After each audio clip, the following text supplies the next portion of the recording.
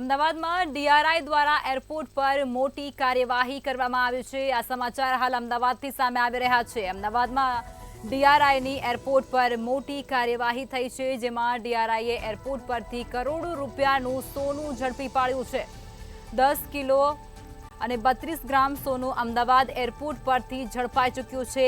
ડીઆરઆઈએ 7 કરોડના સોના સાથે 10 આરોપીઓની પણ ધરપકડ કરી છે। દુબઈથી અમદાવાદ એરપોર્ટ પર સ્મગલિંગ થતું સોનું ઝડપી પાડવામાં આવ્યું છે। મોટી કાર્યવાહી ડીઆરઆઈ દ્વારા એરપોર્ટ ખાતે કરવામાં આવી છે। તો આ જાણકારી અત્યારે અમદાવાદથી સામે આવી રહી છે।